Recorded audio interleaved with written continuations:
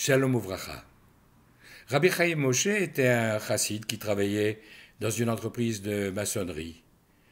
Il avait l'accoutrement, la barbe qui le caractérisait, et on voyait que c'était un Talmid Chacham, quelqu'un qui avait étudié, et pourtant, il était tout en bas de l'échelle sociale. Il était un simple manœuvre qui se contentait d'amener à côté des maçons les blocs et les parpaings avec lesquels il montait les murs et les structures.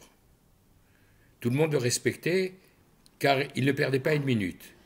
Il ne parlait pas pour ne pas voler ne fût-ce qu'une minute de son temps à son employeur. Tout le monde le respectait et l'appelait Monsieur Chaim Moshe. Et même le contremaître était impressionné par son sérieux et lui avait proposé de suivre un stage pour devenir maçon et augmenter sa paye, pratiquement la doubler. Et il avait toujours refusé. Mais pourquoi? Pourquoi ne veux-tu pas une promotion sociale?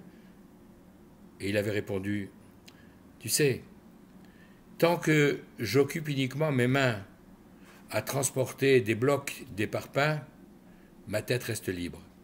Et je peux réciter les Mishnayot, les textes que j'ai appris par cœur, ou réciter des Teilim. Et avec ma tête continuer à servir Dieu, même si je suis obligé de travailler de mes mains pour ma subsistance.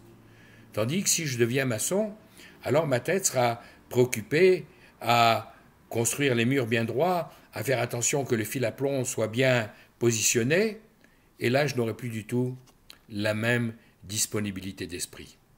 Alors, je préfère me contenter de peu, assurer ma subsistance, mais garder toute ma tête pour le service de Dieu.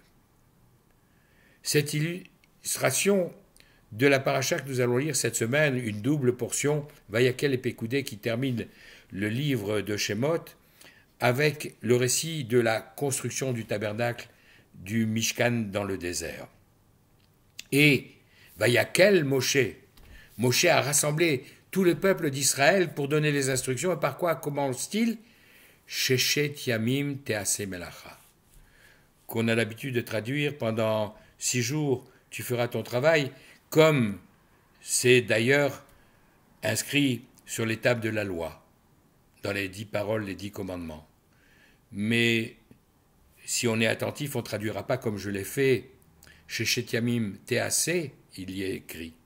C'est-à-dire, pendant 6 jours, le travail se fera. Il n'y a pas écrit Ta'ase, tu feras le travail.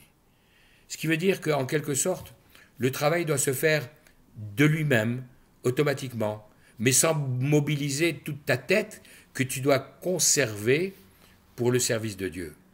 Et juste après, on nous donne les instructions pour la construction du tabernacle, avec bien sûr le respect du Shabbat, mais même pendant la semaine, même pendant le temps où on est obligé de travailler, l'obligation de consacrer sa tête au service divin. C'est la leçon que nous donne également le roi David dans les psaumes lorsqu'il nous dit Yegia kapecha kitochel.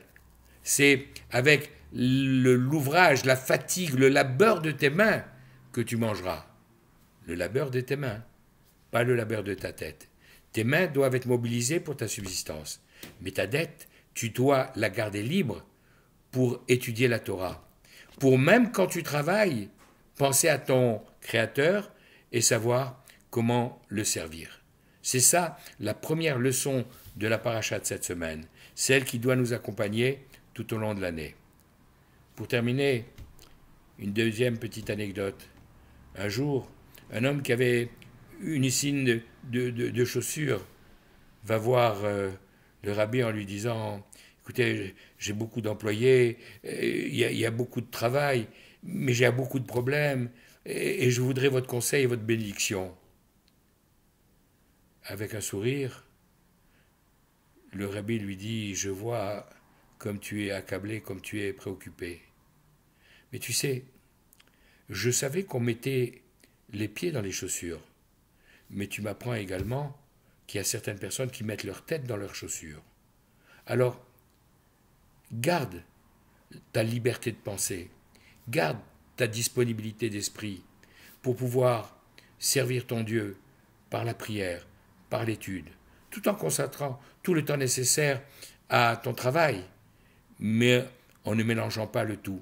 Parce qu'il y a certaines personnes qui, même quand ils sortent du travail, gardent leurs pensées bloquées dans leur activité professionnelle. Et alors, quand arrive le Shabbat, naturellement, on doit considérer que tout le travail est déjà terminé, même si ce n'est pas le cas, pour pouvoir libérer sa pensée et se consacrer en ce saint jour uniquement à l'étude de la Torah et au service divin.